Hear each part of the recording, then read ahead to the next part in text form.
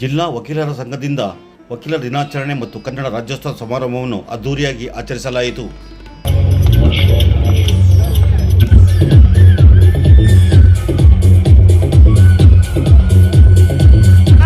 ಜಿಲ್ಲಾ ನ್ಯಾಯಾಧೀಶರಿಗೆ ನಾವೆಲ್ಲರೂ ಸನ್ಮಾನಿಸಲು ತುಂಬ ಹರ್ಷಿಸುತ್ತಿದ್ದೇವೆ. ಸರಿ ಎಂಬಂತಾಗಿದ್ದಾರೆ. ವಕೀಲರುಗಳು ಸಂಕಷ್ಟದಲ್ಲಿದ್ದಾಗ ವಕೀಲರ ಮೇಲಿನ ಯಾವುದೇ ದಬ್ಬಾಳಿಕೆ ಆದಲ್ಲಿ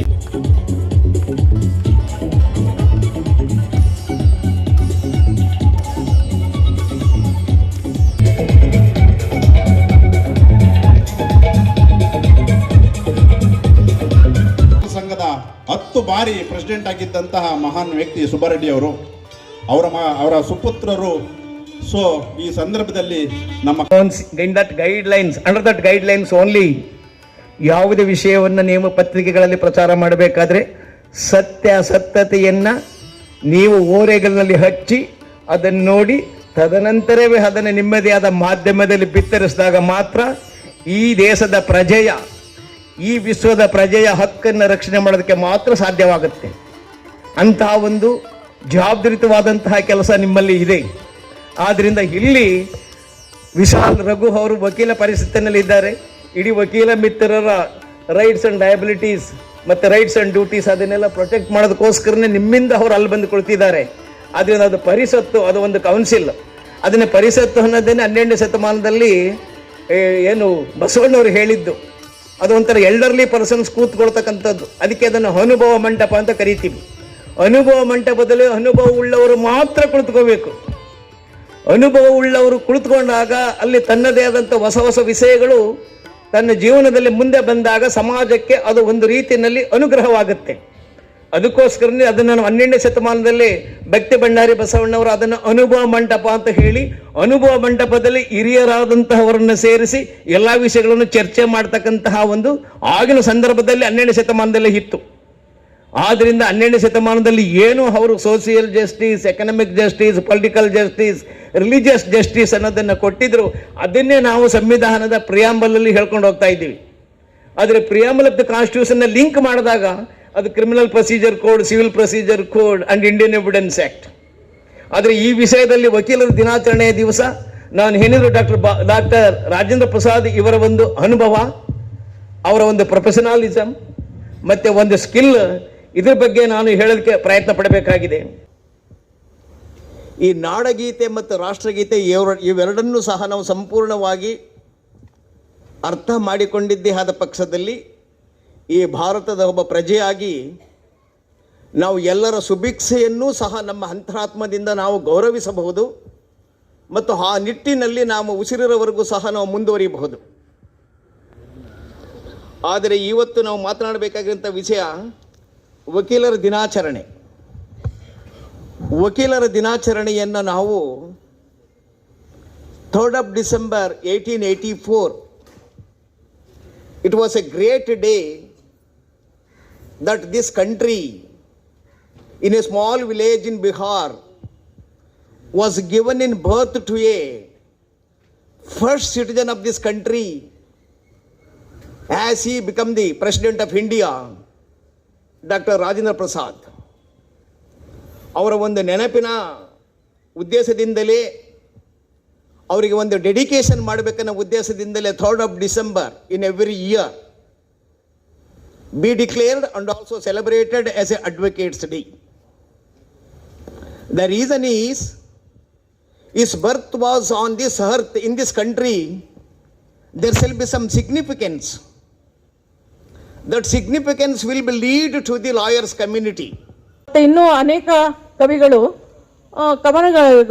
ರಚನೆಯನ್ನು ಕನ್ನಡದಲ್ಲಿ ರಚನೆಗಳನ್ನು ಮಾಡಿ ಜ್ಞಾನಪೀಠ ಪ್ರಶಸ್ತಿಯನ್ನು ಕೂಡ ಪಡ್ಕೊಂಡಿದ್ದಾರೆ. ನಿಮಗೆಲ್ಲ ಗೊತ್ತಿರೋ ಹಾಗೆ ಕರ್ನಾಟಕ ರಾಜ್ಯದಲ್ಲೇನೆ ಹೆಚ್ಚು ಜ್ಞಾನಪೀಠ ಪ್ರಶಸ್ತಿ ಪಡೆದಿರುವ ಕವಿಗಳಿರೋದು.